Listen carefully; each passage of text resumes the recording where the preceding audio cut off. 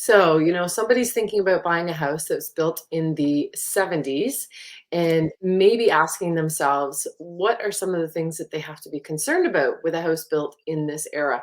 So, aluminum wiring is one of those things that, as a realtor, we look for those things, and well, we can't see behind walls and we can't see inside the panel, but That's right. it's something that it's something that we do suspect, right? That if it is built in the 70s, that this is our little realtor antennas go up, that we need to That's pay right. Yeah. attention, right? Educate that there's a possibility there could be some aluminum wiring. And one of the big concerns too is when aluminum wiring is connected to copper, right? So typically in houses built in that era, you'll find main floor and second floor usually still have the original wiring, which would be copper, or sorry, aluminum. Yeah. And then it's the basement that's a newer that you're going to usually see probably copper, right? And I say probably only because, again, we're speculating, and typically we would have a home inspector go out, inspect all these things. And what a buyer needs to know is what we're going to talk about today. That's right. And it varies because I'm here in the province of Ontario and FAEINE is in BC.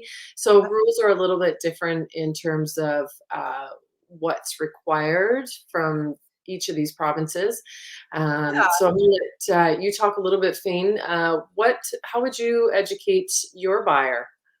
Yeah, well, I think what you said with our our realtor antennas kind of go up. Like there's certain keywords and Mhm. certain eras where if a house was built in X particular era, then like automatically I'm thinking, okay, so the typical homes built in this built in this decade, Yeah.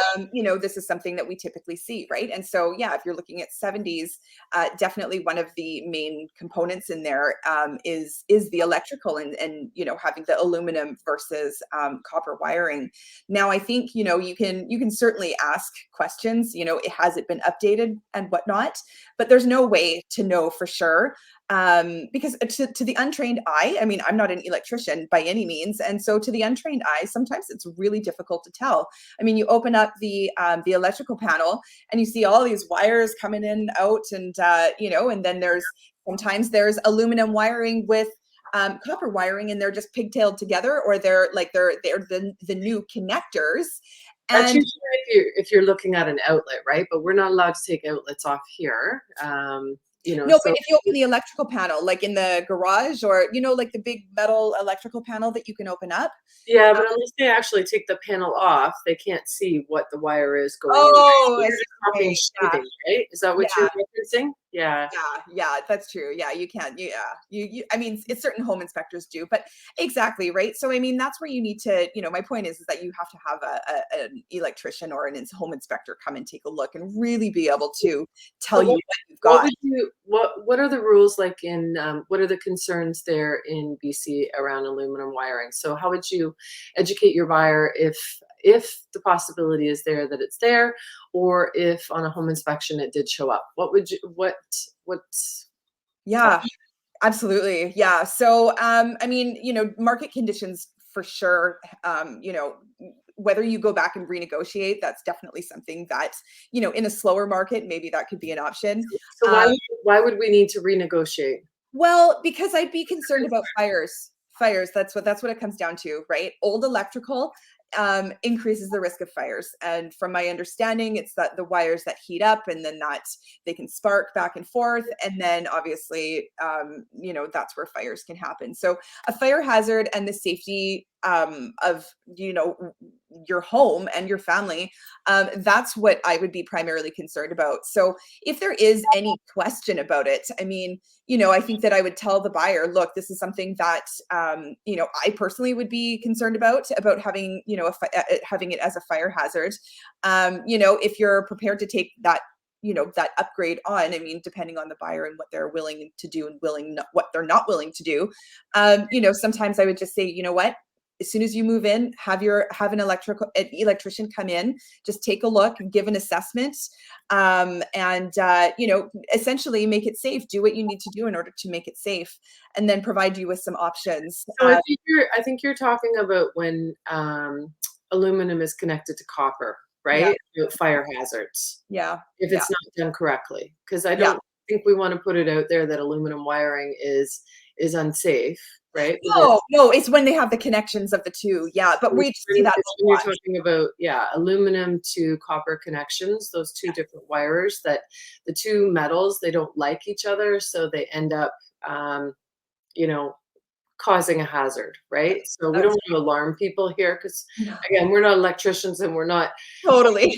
there's but, so here in Ontario, we have an electrical safety authority that actually goes out.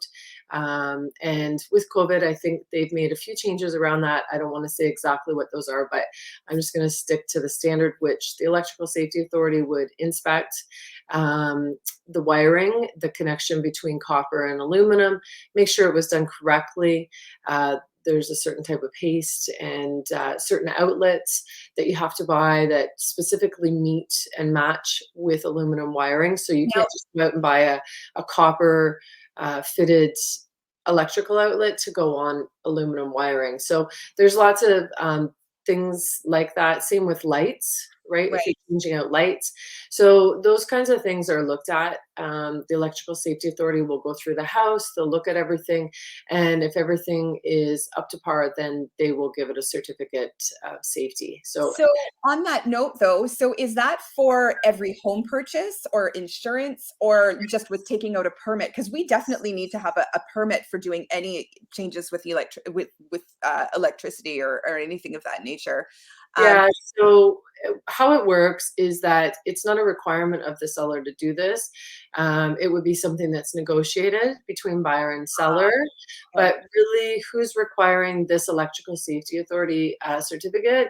Or during times of COVID right now, it is, I think, you'd have to double check this with your insurance company. Um, and it varies from insurer to insurer, but they're looking at having electricians because of the lack of manpower to come out and service during COVID, right? Right. So, but anyhow, it's going to be up to the insurance company that's going to direct you on what to do. So, if I have a buyer who's looking at a house like this, I'm going to say, contact your insurance company, For see what sure. they require, let them know that there's aluminum wiring, aluminum and copper. If Mhm. that's the case, after you have your home inspection and the home inspector verifies that, um, then see what their requirements are. If they say that, we Totally. want an ESA or we want an electrician to go out and assess it, make sure that it's safe and give you some sort of report, then they would take it back to the insurance company and then the insurance company would, then insure it. Yep. If a buyer buys a home, some insurance companies will give you a grace period, right? So you Yes. can Yes. close on the house, you can take possession, but they require that to be done within a certain period of time, or they will yank the insurance.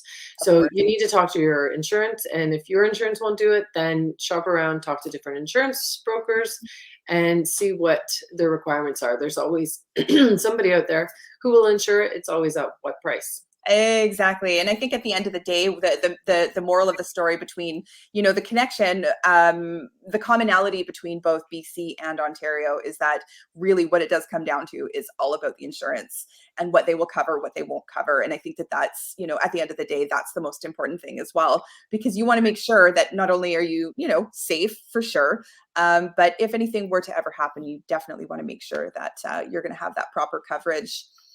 That's right. So, any other questions? Thanks for watching. And if you have any other inquiries or topics of interest, let us know. Put them in the Absolutely. comments. Okay, thanks, guys. We'll see you next week.